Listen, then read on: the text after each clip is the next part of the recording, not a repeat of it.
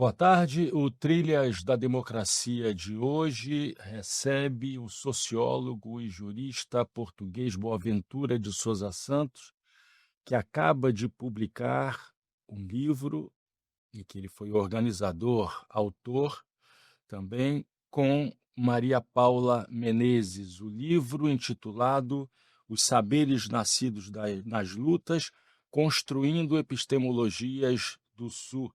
Foi publicado pela editora Autêntica. Professor Boaventura, é sempre um prazer renovado recebê-lo no Trilhas da Democracia. Nós conversávamos, nosso primeiro encontro foi no Recife, no estúdio da TV Pernambuco, um ano antes da pandemia. Exatamente. Depois disso, nós tivemos alguns encontros no Trilhas, só que remotamente. Seja muito bem-vindo ao Trilhas da Democracia, é sempre um prazer recebê-lo. Muito obrigado. Muito obrigado, é um prazer enorme estar aqui. Junto a mim, um convidado fixo das análises de conjuntura do Trilhas da Democracia, o economista Adhemar Mineiro. Adhemar, Boa tarde, é um prazer recebê-lo aqui. prazer é meu, prazer estar aqui com o professor Boaventura também. Professor, há uma expressão utilizada pelo senhor, não nesse livro, né, mas eu não tenho a convicção que se encontra, digamos, nas origens desse volume, que é de que não se devem desperdiçar as experiências de lutas travadas no sul global. Me parece que esse livro procura exatamente sanar esse desperdício. E eu pego uma frase que finaliza as conclusões do livro, em que se diz: estes saberes e as lutas que o produzem são tijolos que vão alicerçando uma política da esperança de um mundo pós-abissal. Esse livro é dividido em quatro partes. A primeira parte, com 6 capítulos, Aprender a Desaprender. Na segunda parte, Sentir e Gostar para Libertar, com 5 capítulos. A terceira parte, Educar contra a Exclusão e para a Libertação, com 5 capítulos. E a última parte, Museus para Resgatar Outros Passados e Construir Outros Futuros, com 3 capítulos. O livro tem autores de várias nacionalidades, particularmente da América do Sul e da África. E eu gostaria que, inicialmente, o senhor compartilhasse com a nossa audiência como foi esse trabalho de organização dessas várias experiências de lutas travadas no sul global contra o capitalismo, contra o patriarcado e contra o colonialismo, que geraram esse livro. Por favor, professor. Muito obrigado, Marco. É um prazer enorme estar aqui de novo e, naturalmente, a sua pergunta bem ajuda-me a expressar bem qual foi o objetivo deste livro. Como sabe, há 2 géneses nesse livro. A primeira, uma gênese simplesmente intelectual, e que ele é o seguimento de um livro que publiquei aqui também pela Autêntica, chamado O Fim do Império Cognitivo. É o meu grande sumário das epistemologias do Sul, em que eu procuro avançar com os conceitos fundamentais, a linha abissal, sociologia das ausências, sociologia das emergências, a ecologia de saberes, tradução intercultural, etc. Aqueles conceitos que são parte disso. Eu depois já posso explicitar de onde é que vem esta ideia das epistemologias do Sul. Intelectualmente é isso. Houve alguns colegas que quiseram partilhar comigo algumas destas ideias, não que as partilhassem todas, mas que gostariam muito de estar comigo, e esse livro, foi assim que foi surgindo esse livro, que tem já uma edição espanhola, tem uma edição inglesa, e esta é a edição portuguesa, é a primeira edição portuguesa. A segunda, porque já há uma em Portugal, mas também esta é brasileira. E cada edição varia. Isto é, há um conjunto de textos que são os mesmos, que se mantêm, mas depois há uns textos que variam. No caso do Brasil, também estão mais colegas brasileiras, Muitas delas foram minhas estudantes em Coimbra, são hoje professoras da Universidade, do Piauí, do Pernambuco, daqui da Universidade do Rio de Janeiro, de São Paulo e da UFRJ, e que resolveram escrever também capítulos, são 7 capítulos, de pesquisadoras, aliás, todas elas negras, exceto uma, que eu achei que era muito importante dar seguimento ao trabalho que eu tinha lançado em 2003, que foi muito polémico e muito atacado pela esquerda e não pela direita, de ser um adepto das ações afirmativas. Em 2003, quando Lula da Silva assume, eu realmente vi como a paisagem das universidades mudou, a paisagem do conhecimento mudou, e esse livro mostra já também a mudança da paisagem. Em termos intelectuais, é um pouco juntar pessoas jovens de outra geração que em diferentes continentes, está aí em Índia, estão vários da África, estão vários da Europa e menos da Europa, de facto, e mais da América Latina, não é? Portanto, agora, de onde é que vem este projeto? Este projeto vem do facto de eu, durante muito tempo, fui treinado, eu formei-me em Direito na Universidade de Coimbra, dali fui estudar Filosofia do Direito para Berlim Ocidental, onde vivi 2 anos na parte, digamos assim, do lado de cá do muro. Não quero dizer que não visitasse o muro praticamente todos os dias, porque a minha namorada era do outro lado do muro de Berlim, mas deu-me uma visão close-up do que era outro sistema. Eu vinha de uma ditadura, não queria outra ditadura, de maneira que foi um trabalho muito interessante. Dali, Esse muro que o atual chanceler alemão procura reconstruir com a reconstruir. sua fala, né? Exatamente, não tenho dúvida, não tenho dúvida. E era muito doloroso, porque eu estive no pior período da Alemanha Oriental, também chamada Democrática, e era o período do stalinismo. O chanceler era Walter Ulbricht, e havia carências praticamente de tudo, tabaco, contrabandeei tabaco, chocolates, meias para os pés, enfim, coisas que eu fiz, e contrabandeei também ao contrário. Na sola do sapato, entre o sapato e a meia, eu punha cartas, que me davam cartas clandestinas de pessoas que queriam fugir de leste para o oeste. Nunca soube o conteúdo das cartas, as cartas vinham fechadas, o meu trabalho único era pô-las no correio, porque havia muitos parentes que estavam divididos pelo muro, não é? Eu punha as cartas no correio, em Berlim Ocidental, e era a maneira das pessoas ficarem em contacto, eventualmente para fugir ou para se comunicarem, etc. Portanto, foi esse período, foi para a filosofia do direito. Depois, em 1969, vou para os Estados Unidos, e então nos Estados Unidos, para a Universidade de Elite, a Universidade de Yale, e é aí que faço o meu doutoramento. E aí mudo-me para a Sociologia do Direito. Bem, acontece que realmente nesse trabalho, era um período extraordinário da sociedade americana, era o período da luta contra a guerra no Vietnã, o movimento negro, o movimento dos direitos civis, etc. Um movimento muito interessante de uma sociedade muito democrática, que para mim era uma surpresa, porque eu vinha de uma ditadura. A minha mulher já tinha primeiro ido para os Estados Unidos, não era nada usual nessa altura o marido ficar em casa a tomar conta dos filhos para a mulher ir fazer o doutoramento, mas foi exatamente isso que nós fizemos. Eu fiquei aí em Coimbra 1 ano com o meu filho pequenino, e a Maria Irene foi fazer o doutoramento em Yale. No ano seguinte, eu juntei-me também a ela, e para ela ir, veja, Marco, como eram as coisas, para ela ir eu tive que assinar uma carta, porque as mulheres casadas não podiam ir para o estrangeiro sem autorização do marido. Isto era a ditadura portuguesa até 1974.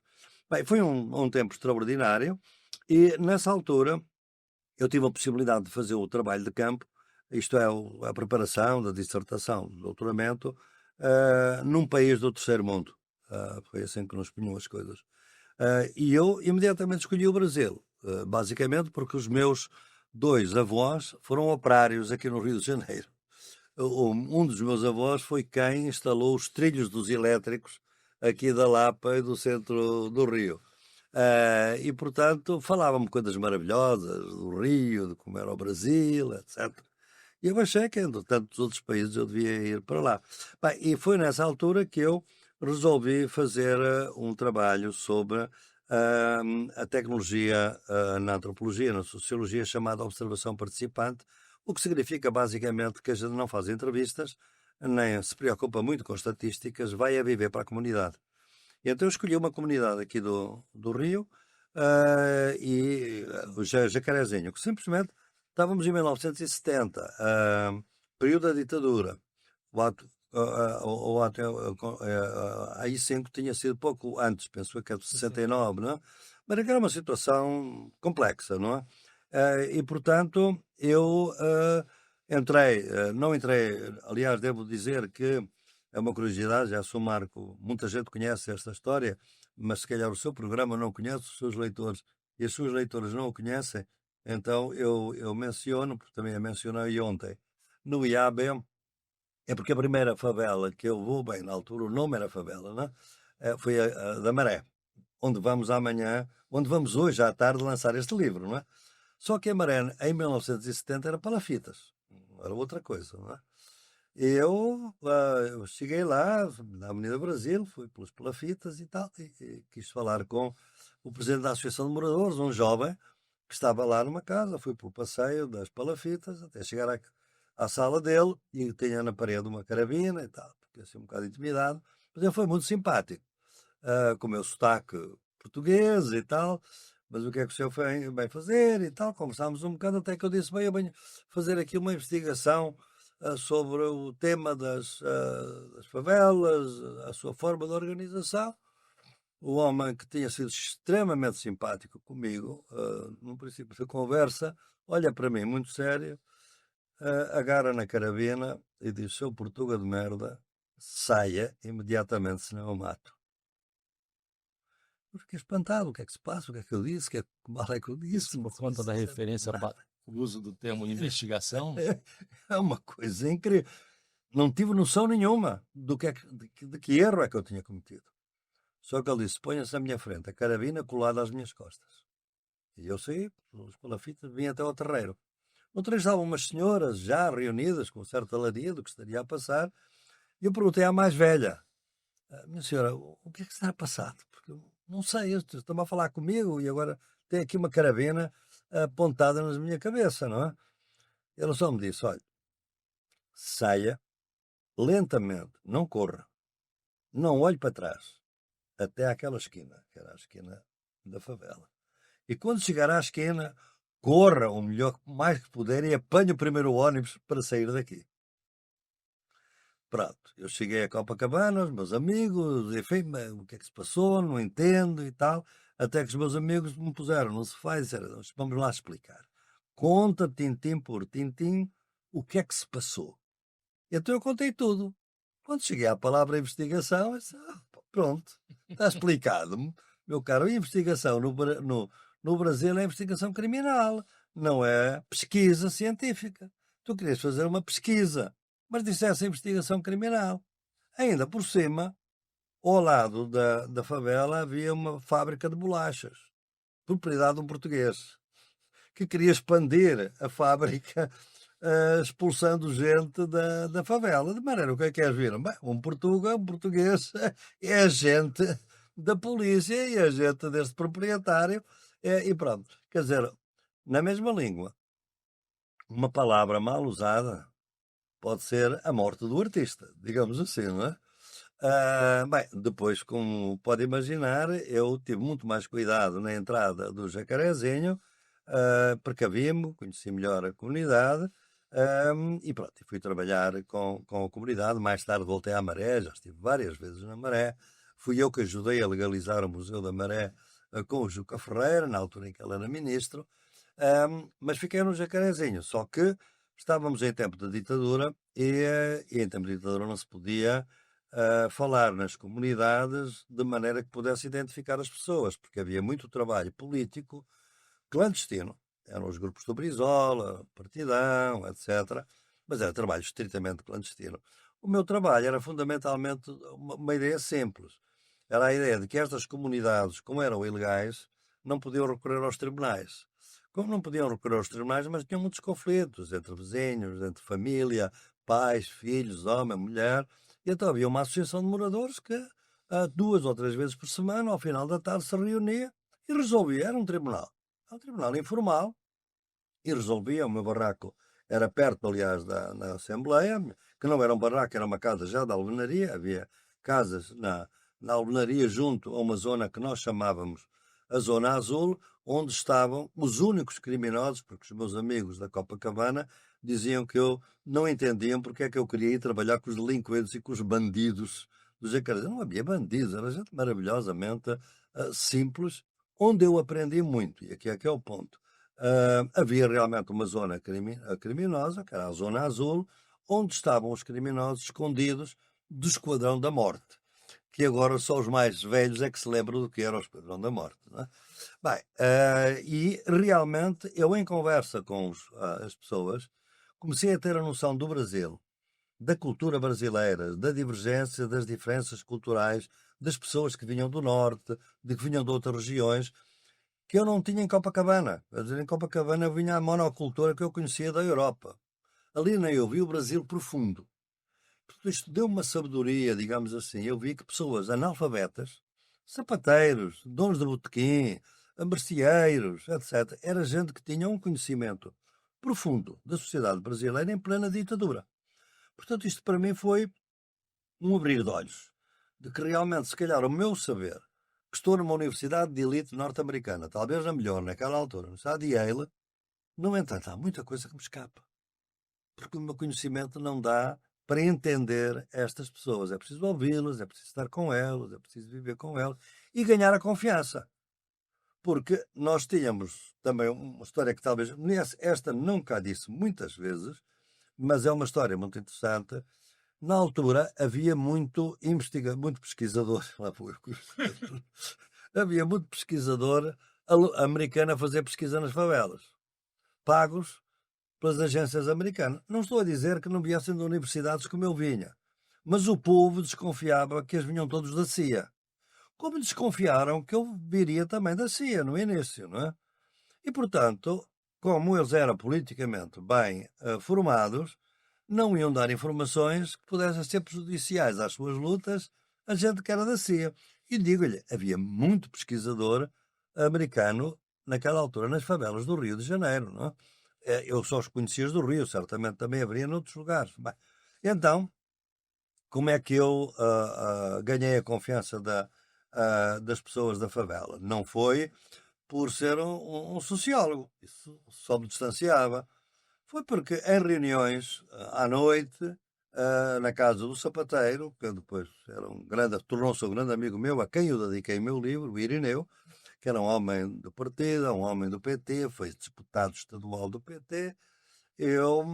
A gente discutia, ele perguntou-me a certa altura, vamos ter uma reunião para saber então qual é a situação em Portugal, como é que é isso e tal. E eu comecei a mostrar, obviamente, a minha posição contra a ditadura. Eu era contra a ditadura, tinha estado no movimento anticolonial, era contra as colónias, e aí criou-se uma relação de confiança.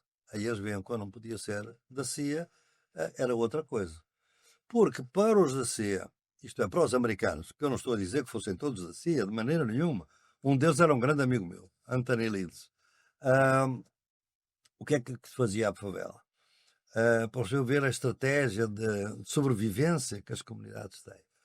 Treinávamos, eu inclusive participei nisso, certas pessoas para serem as pessoas que eram entrevistadas pelos antropólogos e os sociólogos estrangeiros que vinham ao Jacarezinho. E então, quando alguém chegava ao Jacarezinho, eu venho fazer aqui uma pesquisa, tal, quem sabe disso é aquele. É aquela. Portanto, indicavam pessoas que tinham sido treinadas para mentir, para não dizer a verdade sobre a favela. Então, o fundamental era dizer, não, aqui não, política, aqui não, nós somos trabalhadores, nós não temos interesse nenhum em política, nós saímos às 3 horas da manhã para trabalhar, chegamos às 10. Portanto, nós treinávamos na favela pessoas para mentirem aos pesquisadores, como pode calcular o Marco, muita pesquisa, muita dissertação de doutoramento se fez nos Estados Unidos com base em conhecimento falso, porque as favelas, os membros da comunidade não davam conhecimento. Bem, esta foi o meu primeiro. O senhor acaba de dar uma aula para todos aqueles pesquisadores, não vou falar investigadores, todos aqueles pesquisadores que se utilizam do método da observação participante. Que Professor, ainda hoje existe. sim, Ainda hoje existe. daí nasceu o direito de Pazarga. Pazarga, exatamente. Eu não pude nomear o Jacarezinho porque se eu nomeasse ia correr o risco de identificar a favela e, portanto, como havia alguma informação, muita não a publiquei. Não publiquei nada sobre o Partido Comunista, não partilhei nada sobre atividades clandestinas, etc. Mas sabia que eles podiam correr riscos, podiam ser facilmente identificados. A favela, nessa altura, tinha 60 mil pessoas. Exatamente a mesma população da cidade de onde eu vinha, que era Coimbra, em Portugal. 60 mil pessoas. Naquela altura era uma comunidade muito grande. Portanto, eu recorri-me do Manuel Bandeira e chamei-lhe Pazárgada. E toda a gente ficou no mundo a conhecer, porque o artigo foi publicado em inglês, foi bastante famoso, foi muito reproduzido, e toda a gente pensou que era Pazárgada. Então, muita gente vinha ao Jacarezinho e perguntava se ali era Pazárgada. As pessoas ficavam meias tontas e diziam, que Pazárgada, que é isso? Aqui é o Jacarezinho e tal. Até que um amigo meu, muito amigo, que é o Pedro Strozenberg, do Viva Rio, me diz, bom, Ventura, temos que ir ao Jacarezinho esclarecer esta questão. Então, aqui há uns 15 anos, eu fui à comunidade, à rádio comunitária, anunciar, falar com eles e dizer, olha, eu sou o autor da confusão. Eu fiz aqui uma pesquisa há muito tempo, vocês não eram nascidos, grande parte de vós, uma comunidade jovem, mas eu não pude dar o nome, por isso foi Pazárgada, por isso é que veio aqui tanta gente, mas Pazárgada era Jacarezinho, portanto, era a mesma comunidade. Foi uma alegria na comunidade, um alarido, comentários para a rádio, até o final nós somos Pazárgada, etc. Foi uma coisa muito bonita, não é? Mas foi o meu primeiro, digamos, ensaio do que viriam depois a ser as epistemologias do Sul. As epistemologias do Sul é a tentativa de validar conhecimentos que não são científicos, mas que foram utilizados nas lutas sociais contra o capitalismo, o colonialismo e o patriarcado. Não tem nada de contra anti-ciência. Eu sou um cientista social e, portanto, não é a ciência. É só dizer que a ciência é um conhecimento válido, mas não é o único conhecimento válido. Porque eu sei que há coisas que a ciência não me responde. A ciência não me responde, por exemplo, qual é o sentido da minha vida. Porque é que eu estou aqui? Os meus antepassados estão aqui comigo. Mas se eu estiver num povo indígena e falar com o líder da comunidade, ele sabe muito bem quando é que os antepassados estão e quando é que os antepassados não estão. Portanto, a ciência não me responde, porque não há nenhum sistema de conhecimento que responda a todos os nossos problemas. E, portanto, eu aprendi que havia outros conhecimentos nascidos nas lutas. As lutas, e aí foi o meu debate com os marxistas, porque os marxistas entendiam que as únicas lutas que merecia a pena eram lutas anticapitalistas, a célebre luta de classes, e eu aprendi que não havia apenas uma luta contra o capitalismo, mas também contra o colonialismo, o racismo, a propriedade das terras, a questão da terra, que eu conhecia aqui bem, e a questão também, obviamente, do patriarcado e da discriminação de género. E a minha ideia era que se deviam juntar as lutas. Como é que eu cheguei a essa ideia? Os intelectuais nunca chegam a ideias se não tiverem uma prática, porque a prática é que dá as ideias. O importante é estar com os olhos abertos para poder entender o que é a prática te está a dizer. Eu aprendi isto no Fórum Social Mundial, que também já só os mais novos é que se lembram dessa grande iniciativa do Brasil, em 2001, que lança em Porto Alegre o Fórum Social Mundial, no tempo de passagem do Olívio Dutra para o Tasso Genro.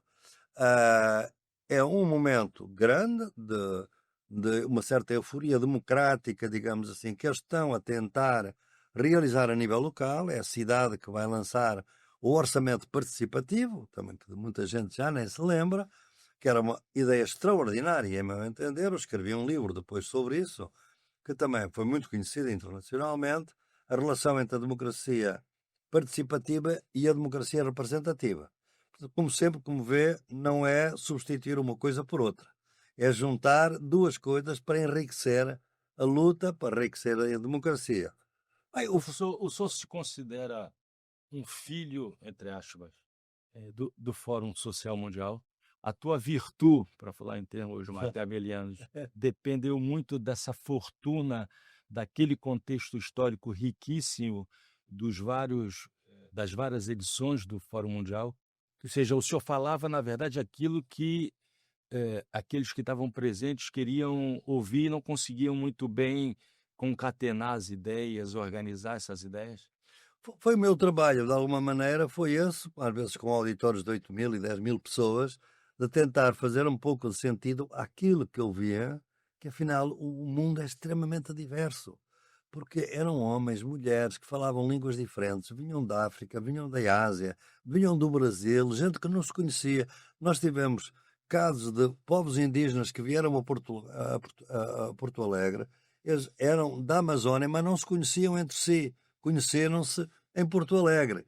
Quer dizer, foi um momento de encontro. Veja que chegámos a ter 150.000 pessoas no terceiro Fórum Social Mundial. É uma coisa notável, não é? E, portanto, realmente aquilo que é que mostrava? Mostrava que o mundo não era eurocêntrico, porque muito movimento não eram sequer a luta de classes do operariado. Veja que os sindicatos não participaram no primeiro fórum, porque eles achavam que a única luta era a luta dos sindicatos. Ao contrário, é a luta das mulheres, a luta dos afro, a luta dos indígenas, as lutas ecológicas, lutas religiosas, da teologia da libertação, para não falar das lutas africanas, das lutas indianas que vieram aqui. Portanto, isso deu-me a nota de que o mundo é epistemicamente diverso. Há muitos conhecimentos, muitas maneiras de conhecer o mundo, e a nossa é uma delas, digamos, aquela que eu fui treinada, o modo eurocêntrico, tem as suas virtudes, mas também os seus defeitos. E então eu comecei a desenvolver as epistemologias do Sul como dando prioridade aos conhecimentos que tinham sido discriminados e que estavam fora da universidade. Foi aí que entram depois também a ação afirmativa, porque a ação afirmativa era trazer para dentro da universidade jovens que vinham de outras culturas. Ora, estes jovens que vinham de outras culturas eram agredidos na universidade diariamente, porque olhavam para a história que se ensinava na altura no Brasil, e o que eles consideravam os seus heróis, dos seus quilombos ou dos seus povos, eram agora os heróis que eles eram a celebrar foram aqueles heróis que tinham as estátuas aqui no Rio ou em São Paulo que tinham matado os seus heróis. Quer dizer, portanto, eles eram agredidos diariamente por uma história eurocêntrica que celebrava os assassinos do seu povo. E isso para eles era psicologicamente muito duro. Portanto, era preciso rever a história. Era preciso rever as ciências sociais. E foi isso que foram as epistemologias do Sul ao longo deste tempo. Foi tentar, o Brasil hoje é cientificamente, e orgulho-me muito de ter contribuído para isso. Penso que as universidades hoje são uma paisagem muito mais pluricultural e intercultural e que mostra muito mais a diversidade do país. Eu batizei um conceito que depois foi seguido pelo Sueli Carneiro e muito pelo movimento afro, que é a questão do epistemicídio. Isto é, o conhecimento eurocêntrico mata outro conhecimento que ele não conhece como relevante. Porque diz que é superstição, porque não é rigoroso, etc, etc. E pode não ser rigoroso para aquele efeito, como eu costumo dizer. Se eu quero ir à Lua, eu não posso ir à Lua com o conhecimento dos indígenas. Mas se eu quero conhecer a biodiversidade da Amazónia, eu tenho que ir ao conhecimento indígena, porque são eles que o têm. Não é? De modo que diferentes conhecimentos para diferentes propósitos. Temos é que discutir os propósitos. Isto obriga a uma reformulação epistemológica grande, que é mostrar que a epistemologia é política. Quer dizer, o que nós ensinamos na universidade não é neutro. Nós não ensinamos o conhecimento todo que as pessoas tinham necessidade de saber. Necessitamos o conhecimento que é importante a uma sociedade tecnocrática que é dominada pelo capitalismo, pelo colonialismo e pelo patriarcado. Podemos ter lutas de resistência, mas a luta dominante, quer dizer, a perspectiva dominante é essa. E, por vezes, ela é tão forte hoje que, inclusivamente, omite os nomes que eu estou aqui a utilizar. Por exemplo, se o senhor for hoje a um curso de economia no Brasil, o senhor não vê nos livros que os estudantes estudam a palavra capitalismo. Raramente vê. O que existe é a economia de mercado. Portanto, a ideia de que o capitalismo era um sistema onde havia um sistema de exploração e, portanto, onde o trabalho era livre, mas naturalmente havia uma perspectiva de lucro que pode ser legítima em certas condições, mas não pode ser aquilo que rege toda a sociedade. Também há uma economia solidária, há uma economia coletiva, há uma economia associativa, há uma economia cooperativa. Essas formas de propriedade foram quase todas arredadas para se privilegiar a propriedade individual. Professor Boaventura, o senhor falou em economia, nós temos aqui um economista, Ademar, Sim. tu gostaria de fazer uma... Não, nós estamos falando de um momento, talvez, há 20 anos atrás, né, dos primeiros fóruns sociais mundiais, e passou-se um tempo razoável desde então, né, onde o mundo mudou também razoavelmente para o bem ou para o mal. Mas onde, digamos, um tema que era abordado, que era criticado lá nos primeiros fóruns sociais mundiais, que era a questão da globalização, da mundialização, hoje você tem já um questionamento grande, não só por parte de quem sempre criticou, né, que organizava o Fórum Social Mundial e criticava os processos de globalização, a liberalização financeira, a liberalização comercial, etc. Mas hoje, o governo dos Estados Unidos, por exemplo, critica a globalização e tenta mudar isso aí. Você teve, digamos, esse crescimento grande da direita internacional. E em países do Sul, especialmente na América Latina, não conheço muito a realidade africana e asiática, mas na questão da América Latina, crescimento, por exemplo, dos setores evangélicos da sociedade, que seguramente alteraram a favela que você conheceu lá no final dos anos 60, né, para uma coisa hoje que é bastante diferente. Então, eu queria que você atualizasse um pouco suas reflexões a partir dessas mudanças do cenário contemporâneo e tentasse apontar, digamos, nessa nova realidade, quais esses conhecimentos do Sul que servem para a gente fazer essa luta política nesse exato momento. Muito obrigado pela pergunta, é uma pergunta muito boa, porque eu, enfim, a primeira parte procurei dar um pouco o contexto de como é que nasce isto, porque eu acho que o mundo é feito de memória e de futuro. Se não tiver memória, também não tem futuro, e se só quiser futuro sem memória, não existe. E a memória sem futuro também é uma coisa morta, digamos assim. Eu procuro que a memória seja fundamental para entender o presente e para entender o futuro, não é? E é nesse sentido que eu referi o contexto de como é que tudo isto desenvolveu. Os últimos anos, em meu entender, os últimos 20 anos foram anos de retrocesso, do meu ponto de vista. Isto é, nós tínhamos nessa altura uma situação, isto foi com a primeira vitória de Lula da Silva aqui no continente, nós tínhamos a ideia de que era possível regulamentar, domesticar o capitalismo. Então, não era dentro do Fórum Social Mundial, havia várias correntes. Naturalmente, haviam aqueles que eram mais orientados para uma solução socialista. Mas havia outros que achavam que o que era preciso era um capitalismo de rosto humano, mais justo, mais equilibrado, mais regulado. O Admar lembra-se que nessa altura se reunia, naquela mesma data, em Davos, o Fórum Económico Mundial. Então nós criámos o Fórum Social Mundial em janeiro, em Porto Alegre, para coincidir com o Fórum Económico Mundial. E no primeiro fórum houve um diálogo entre nós, pessoas do nosso fórum, com o Jorge Soros, que estava em Davos nesse dia. E, portanto, era uma ideia de saber, eles queriam saber o que é que a gente queria. E a gente queria saber o que é que eles queriam. Bem, eles queriam realmente uma globalização. total, liberalização total, naquela altura, digamos assim. Nós não éramos contra necessariamente a globalização. O que nós queríamos é que a globalização fosse de tudo. Então, não fosse apenas de capital. Fosse uma globalização do trabalho com a possibilidade de criarmos sindicatos internacionais. Mas eles queriam globalizar o trabalho, mas não o mercado de trabalho. O objetivo era ir buscar o trabalho menos caro, digamos assim, à China, basicamente na altura, e, portanto, as empresas norte-americanas estavam-se a transferir para a China naquela altura. Portanto, eles não queriam de maneira nenhuma que o mercado de trabalho fosse unificado como unidade sociológica e, portanto, os sindicatos pudessem ser internacionalizados. Havia muita divisão sobre isto, sobre a tributação.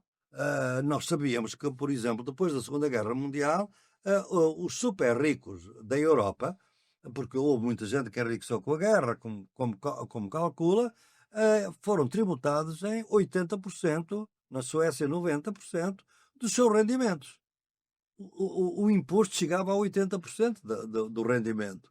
E não ficavam pobres, nem por isso, não é? Continuaram a prosperar e a fazer empresas. A partir daí, começou, como é hoje, nós chamamos na altura isso a tributação progressiva. Isto é, os mais ricos pagam progressivamente mais impostos. Não é? Agora estamos exatamente ao contrário. Está regressivo. Os mais ricos pagam progressivamente menos impostos. Não é? É por isso que eu digo que houve um certo retrocesso. E, realmente, a globalização na altura era querida. Porquê? Porque ela beneficiava os países mais fortes, basicamente. Os países, nessa altura,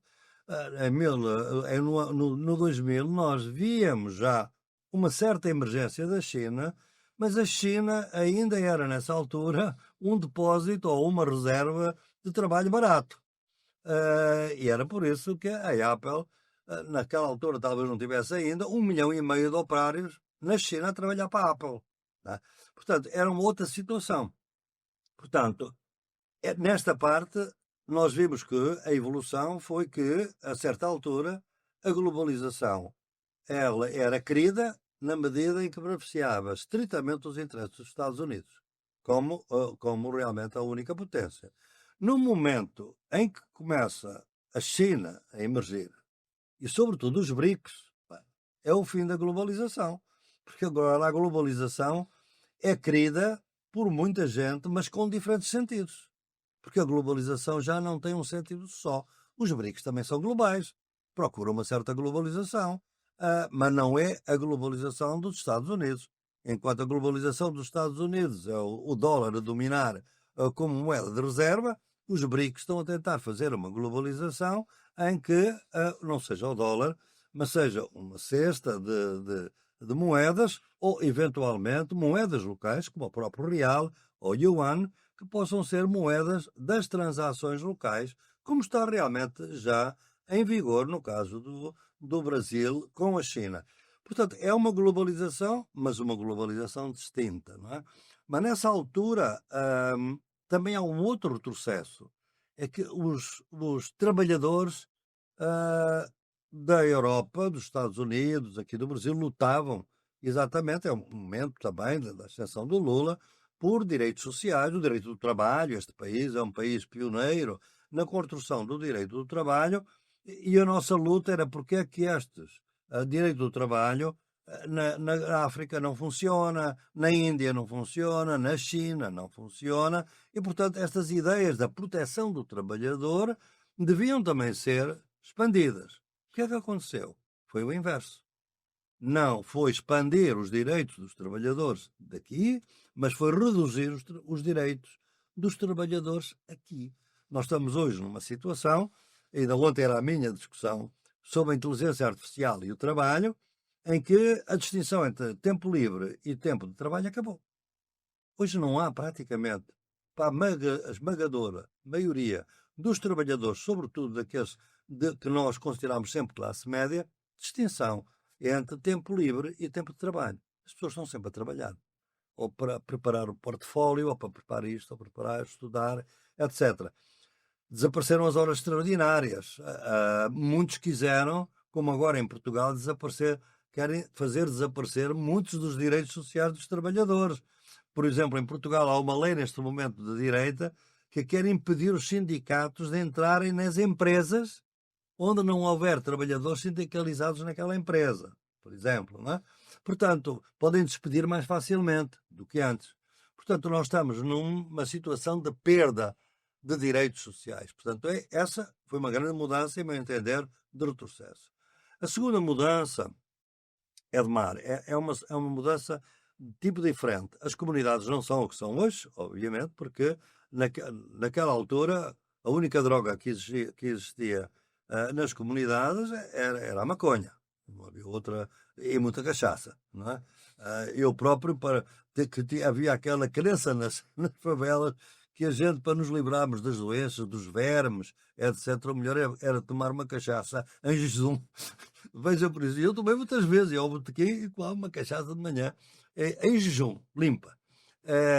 Mas pronto, ficava com confiança, felizmente nunca adoeci na favela e ficava isso. Mas não havia realmente, havia a questão do álcool, obviamente, mas não havia outra. Eu sentia-me mais seguro dentro do Jacarezinho que em Copacabana. Porque eles vinham cometer crimes era em Copacabana, não cometiam crimes no Jacarezinho. Jacarezinho é uma cidade. Eu podia estar à meia-noite na rua principal do Jacarezinho a ler o jornal, na altura não havia celular, perfeitamente, sem problema. Bem, não é a situação hoje, quer dizer, é evidente que nessa altura não havia controle do narcotráfico, por exemplo, das organizações comunitárias.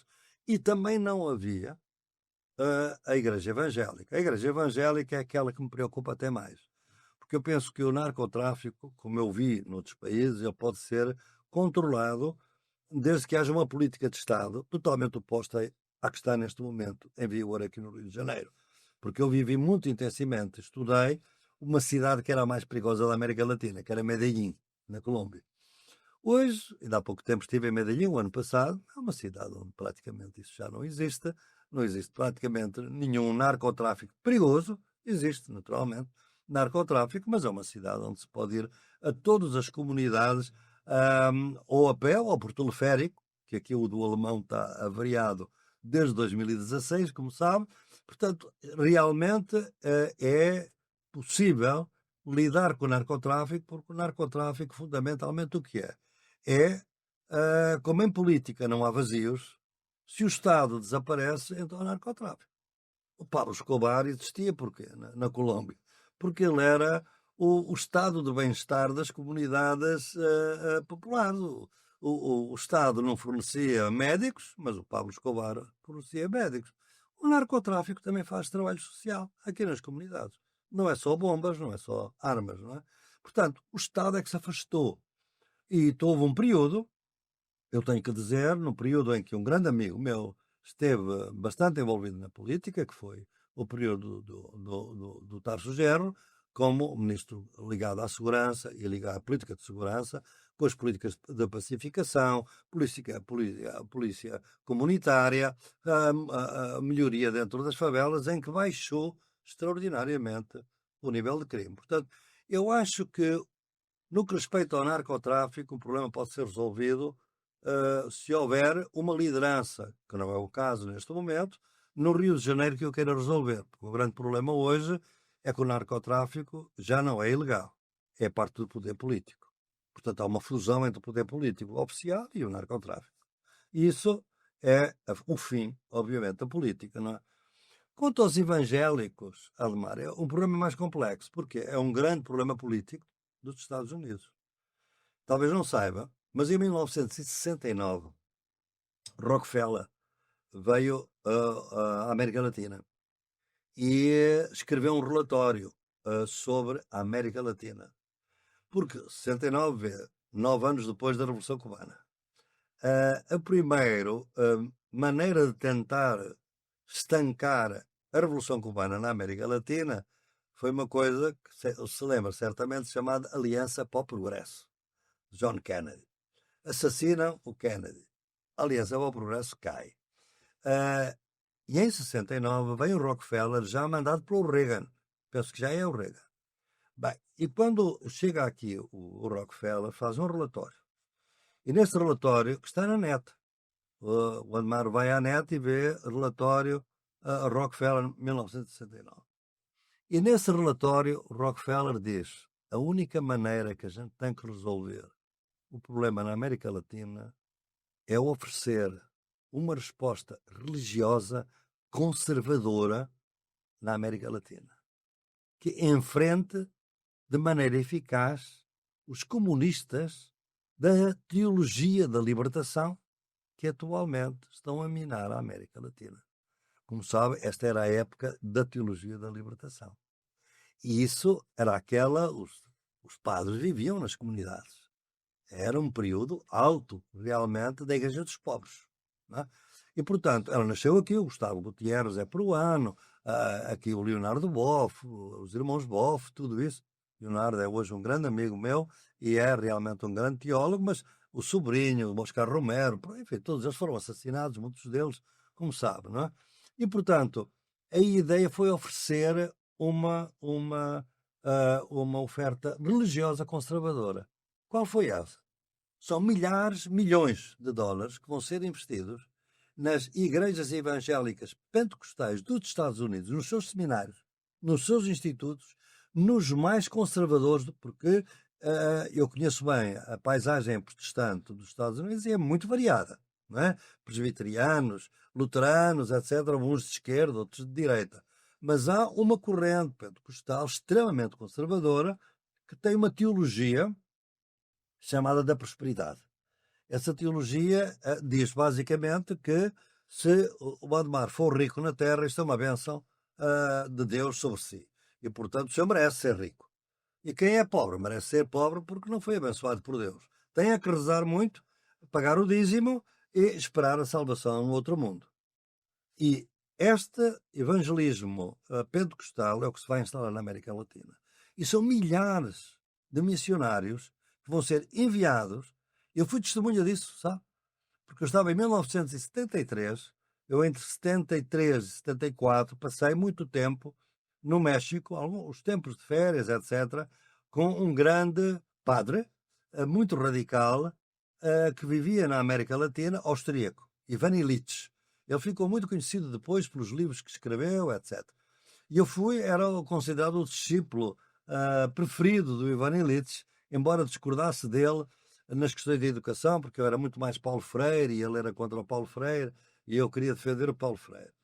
Mas eu não fiquei com ele, porque em 74 houve uma revolução democrática em Portugal e eu vim ajudar a construir a democracia em Portugal. Mas no Instituto do Ivan Illich era onde os missionários pentecostais e evangélicos passavam 1 ou 2 meses a aprender o espanhol antes de vir para a América Latina. Espanhol e português, mas sobretudo espanhol. Isso foi a grande invasão. E a invasão é viver na periferia. Viver na periferia. Viver com as comunidades. O que fazia a teologia da libertação. E começar a despolitizar as comunidades. A sua salvação não é deste mundo, é do outro mundo. E, portanto, não acreditem em políticos que querem melhorar a vossa vida aqui. Querem melhorar. Nós melhoramos a vossa vida no outro mundo. Isto vai ser uma política de 1969 até hoje. E é por isso que o Admar agora tem presidentes na Costa Rica, evangélicos, Guatemala, evangélicos, candidatos evangélicos à presidência.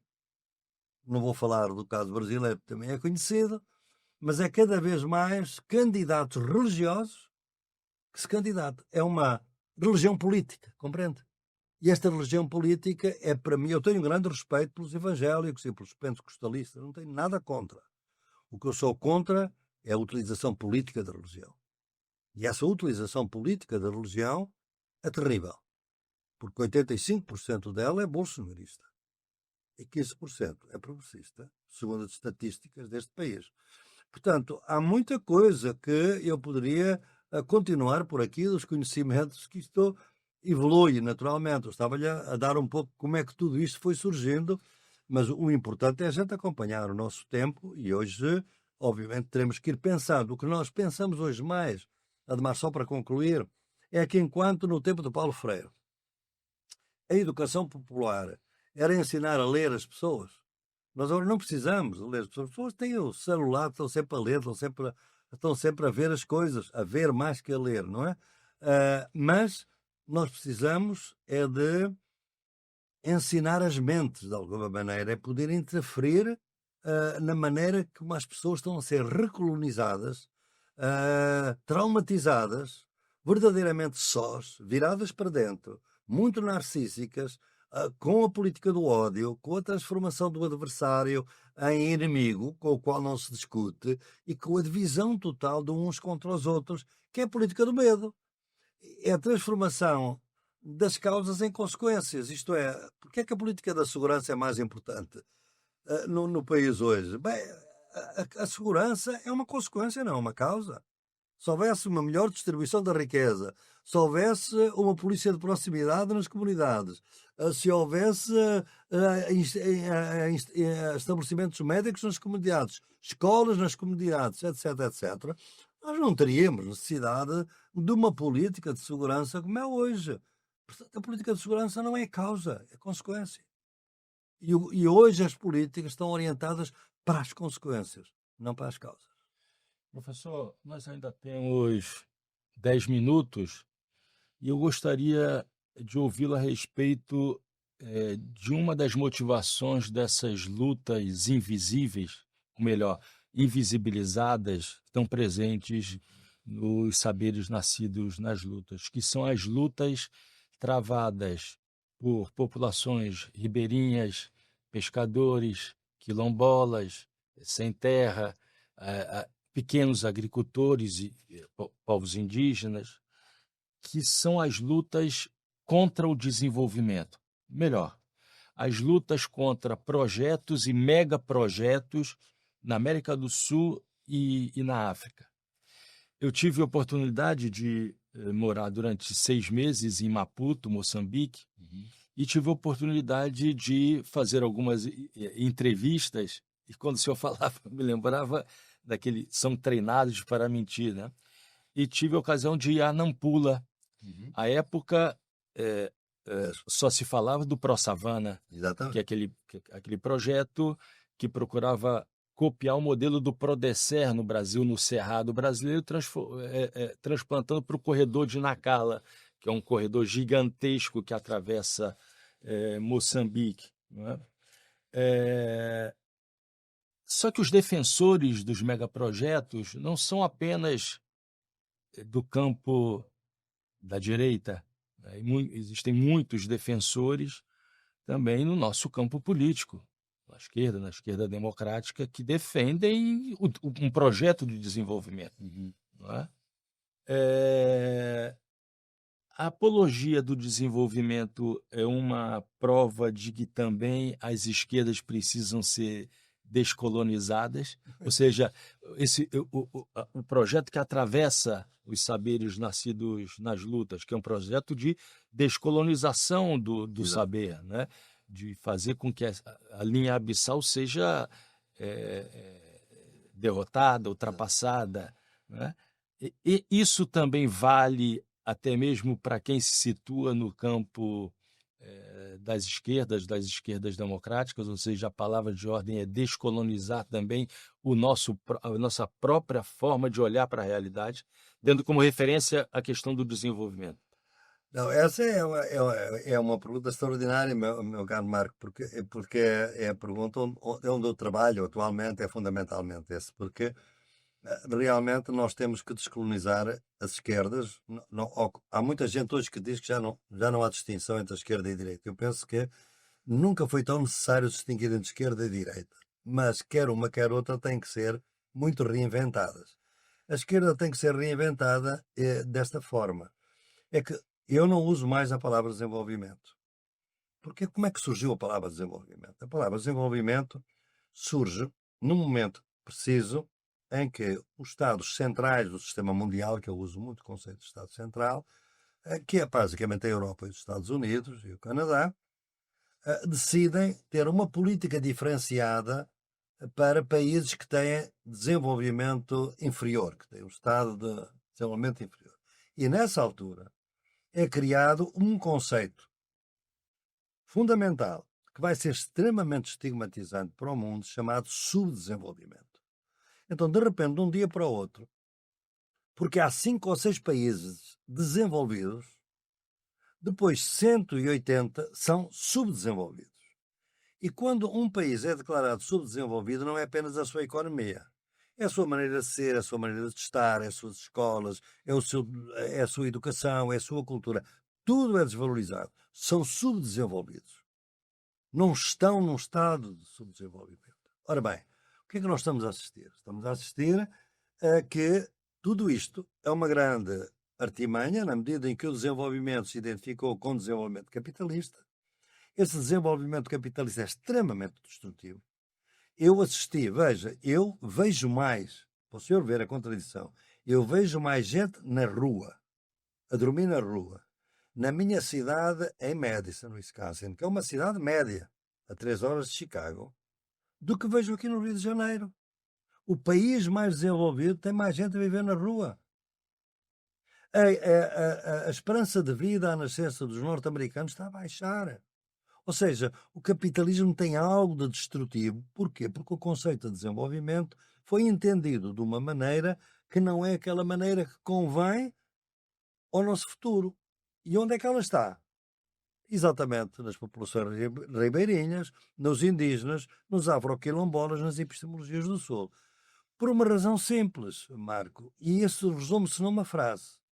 A natureza não nos pertence. Nós é que pertencemos à natureza. Isto diz tudo. E isto é o título do meu livro, o último livro que eu acabei de lançar, chamado Direitos da Natureza. É porque a gente criou esta ideia estúpida de que a natureza nos pertence. Claro que esta cadeira pode ser minha ou pode não ser minha, este lápis é meu, mas isto é uma forma da natureza. Agora, um grande filósofo, que foi maldito durante muitos séculos, um grande filósofo judeu, português, de origem portuguesa, chamado Spinoza, ele realmente viu isso muito claramente e distinguiu entre a natureza naturada, que é isto, um copo, etc., natura naturata, em latim, e a natura naturans, isto é, a natureza naturante, o centro da vida. De onde é que vem a fonte da vida? A fonte da vida vem da natureza. O senhor não é nada sem a natureza. O senhor tem que comer todos os dias. O senhor tem que proteger-se, vestir-se por causa do tempo, etc. Nós não fazemos nada sem a natureza. Então, nós é que pertencemos à natureza. Se pertencemos à natureza, a natureza é a nossa mãe. Se a natureza é a nossa mãe, nós não vamos matar a nossa mãe. Temos que a proteger. Com quem é que eu aprendi isso? Os povos indígenas. Os povos indígenas sempre cortaram árvores, sempre pescaram peixes, mas não destruíram as florestas. 75% da biodiversidade do mundo está em território indígena, que é uma minoria da população do mundo. E nós, população, nós, os humanos, somos 0,01% da vida total do planeta. A vida humana é 0,01% da vida total do planeta. Imagina que esta ínfima parte da vida do planeta arroga-se a destruir o planeta. E por isso é que o conceito de desenvolvimento está completamente equivocado e a esquerda, quando é desenvolvimentista, em meu entender, não é a esquerda. É o grande problema. Eu não aceito realmente. A minha posição é a posição das Nações Unidas. Hoje, qualquer petróleo que exista deve ser deixado onde está. Não deve ser explorado. E temos que começar a encontrar uma transição energética. Ora bem, isto é muito difícil hoje de aceitar, obviamente. Aliás, vemos aqui no Brasil como as contradições da COP, que eu identifiquei muito claramente, pois se a COP é dominada pelas petrolíferas e pelas mineradoras, e o presidente é do Qatar, que é uma grande produtora de petróleo, não esperem que a COP vá ser muito generosa para a transição energética, que é absolutamente fundamental. Agora veja, o senhor tem cidades nos Estados Unidos com a sensação de 55 graus na Califórnia no verão, já não se pode lá viver. Não se pode lá viver. Nós vamos ter 78 milhões nos próximos anos de refugiados ambientais, porque os humanos vivem entre duas latitudes relativamente curtas, digamos assim, elas estão a diminuir. Aqui está muito calor, aqui vem o degelo, eles não conseguem, os inuís não são capazes de viver numa cidade onde não haja gelo, não é? E o gelo está a desaparecer. E estes da África não conseguem viver aqui. E, portanto, está-se a diminuir. Bem, vamos ter os chamados refugiados ambientais, que ainda não estão reconhecidos como tal pelas Nações Unidas, mas as Nações Unidas falam deles. Portanto, eu acho que a palavra desenvolvimento devia ser pura e simplesmente eliminada. Ela já foi. O termo agora que se usa é sustentabilidade. Mas a sustentabilidade é um eufemismo para mostrar desenvolvimento do rosto humano. Mas se não tocarmos realmente, isto é que é o duro, Marco, é porque isto vai contra nós. Porque um carro pode durar 30 anos. Eu, quando comecei a ter o meu carro, o meu primeiro carro, porque, dada a minha idade, um carro é para durar 30 anos. Hoje o carro dura 5. Este celular podia durar 20 anos, mas foi feito para durar 3, 4 anos. Portanto, é o que nós chamamos a obsolescência planificada. Portanto, nós estamos realmente num sistema de destruição que acaba por ser destrutivo da própria presença da raça humana. Descanse que os bichos vão continuar, os rios vão continuar, a hipótese Gaia do Lovelock estava correta. A vida não humana pode continuar. Os humanos, que chegaram tarde a este planeta, porque não estão aqui há tanto tempo quanto outras espécies, podem desaparecer antes dos outros. Este é o drama que nós temos. Não temos políticos para discutir isto, porque isto é um tema que tem que se discutir não numa perspectiva de 4 anos, mas numa perspectiva de 30, 40 anos. E cada político quer ser eleito de 4 em 4 anos. E, portanto, quem é que lhe paga as eleições? Quem é que faz isto? Quem é que agrada? Quem não agrada? Bem, ele quer ser eleito. Isto é que é o grande limitação da democracia liberal neste momento. Professor Boaventura, a gente fica por aqui nesse programa do sábado, mas essa entrevista continua amanhã, às 15 horas, não mais focado no livro Os Saberes Nascidos das Lutas, construindo as epistemologias do Sul, mas falando, na verdade, revisitando alguma coisa que já foi tocada aqui em vários momentos, que é a atual conjuntura política no Brasil, mas também no mundo de maneira geral. Boa noite de sábado a quem nos acompanhou até agora. Um abraço.